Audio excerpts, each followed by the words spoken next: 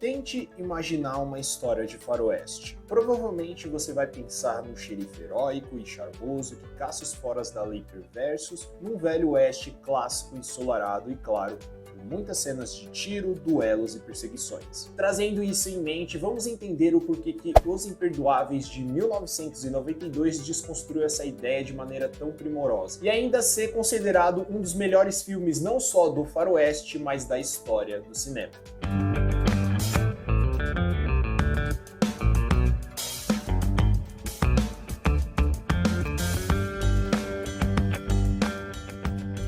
Salve galera do Aqui Tem Spoiler, sim, você não clicou no canal errado, meu nome é Victor Lima, eu sou lá do Resumo da Ópera. E eu fui convidado pelo Alexandre e pela Adriana para relembrar um clássico com vocês, o fatídico TBT. E a minha escolha é um filme que eu amo demais e eu quero compartilhar com vocês essa minha paixão. Mas antes de qualquer coisa, não se esqueça de se inscrever se você ainda não é inscrito e deixar aquele like para fortalecer a nossa amizade. Os Imperdoáveis, filme norte-americano de 1992, dirigido pela lenda Clint Eastwood.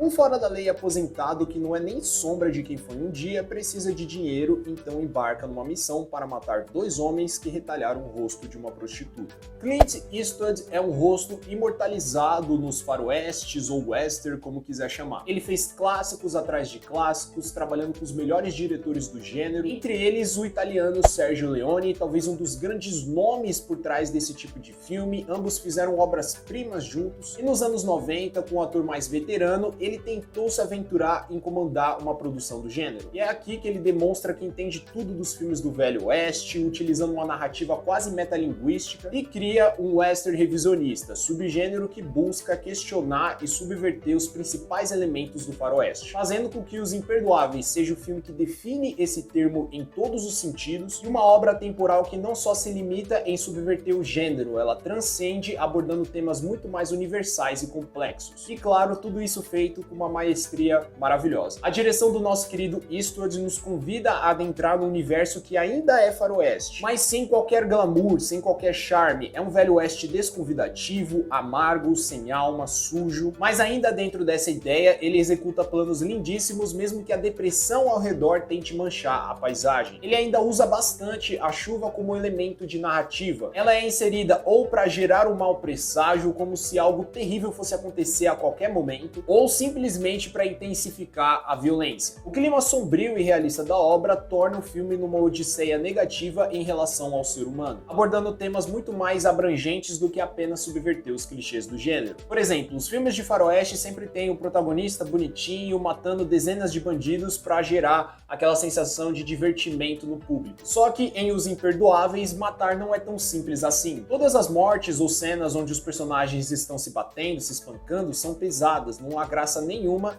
em ver alguém apanhar ou morrer. O roteiro ainda usa isso como forma de criticar a violência do ser humano. Os personagens se questionam muito antes de tomar tal decisão, e aí depois que eles matam alguém, alguns deles ficam destruídos por dentro. É um filme com temas e clima muito pesado. Essas sequências de violência são dirigidas de maneira seca, incômoda e até um pouco infâmia, já que não há honra aqui, são pessoas se matando da maneira mais covarde possível. E uma cena onde os personagens estão numas rochas que é desagradavelmente esticada de forma intencional. Tudo isso para frisar como é um horror tirar a vida de uma pessoa. Esses elementos que questionam as convenções do gênero ainda vão além, chegando até mesmo conversar com a importância do faroeste e principalmente a imagem de um dos seus maiores ídolos, Clint Eastwood. Há diversos momentos pequenos desconstruindo ou homenageando a sua carreira. É uma carta de despedida e amor ao mesmo tempo de uma das maiores lendas do faroeste para o gênero, já que nunca mais ele chegou a participar de um projeto parecido. Isso é feito de maneira tão sutil e tocante que o filme até flerta mesmo com a metalinguagem. A narrativa acompanha o protagonista que antes era o demônio na Terra e agora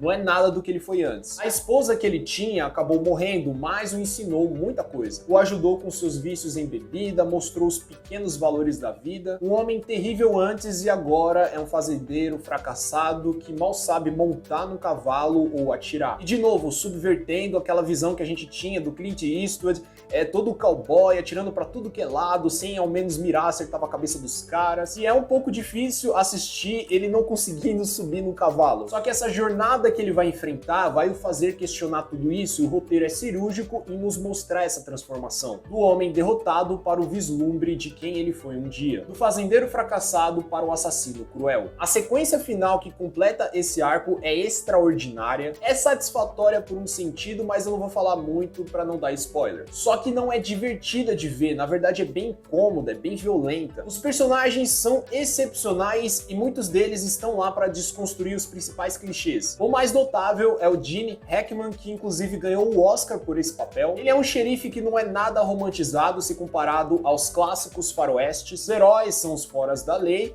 e o xerife, que é o vilão. Ele é autoritário, imponente, violento, sádico, mas nunca as suas atitudes são 100% vilanescas, você até o compreende. Ele não é mau por natureza, mas ele vai longe demais em sua conduta. É mais uma força antagônica, um claro exemplo da diferença entre vilão e antagonista. Além disso, ele protagoniza uma das cenas mais extraordinárias desse filme, onde se passa numa prisão e os diálogos dele desmancha completamente a lenda, o mito do Velho Oeste. A gente sabe que dentro desse gênero tem aqueles personagens que são idolatrados pelos seus grandes feitos, só que eu achei incrível como Gene Hackman destroça essa ideia. As personagens femininas têm um ótimo destaque se comparado a vários outros faroestes. O conflito delas é o que move a narrativa. Entre elas, os destaques é a Frances Fisher, ela parece a mãe das outras meninas, senso de proteção e justiça dela é muito forte. A Anna Levine é a mais boazinha e a única que consegue enxergar traços bons no personagem do Clint Eastwood. É uma personagem muito mais densa do que aparenta. Há mais personagens excelentes, como Morgan Freeman, o Richard Harris, o Jens Woolvett, eu acho que fala assim. Cada um acrescenta mais complexidade à trama e momentos genuinamente chocantes e comoventes. No geral, se você gosta dos faroestes, sabe as principais batidas do gênero, você provavelmente conhece o quanto Os Imperdoáveis é importante pela sua subversão em vários níveis. E agora, se você não é muito fã dos westerns, acabou vendo um ou outro, a recomendação continua forte. É um filme pesado,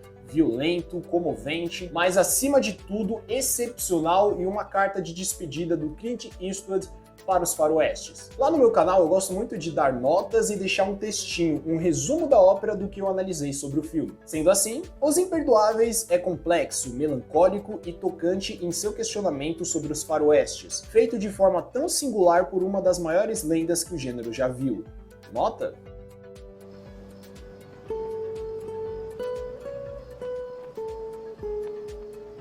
É isso, galera, eu espero que vocês tenham gostado. Comenta aqui se você já assistiu o filme, curte faroestes ou algum filme que você quer ver sendo relembrado aqui no canal. Eu agradeço demais o Ale e a Adriana pela oportunidade. É isso, galera. Falou!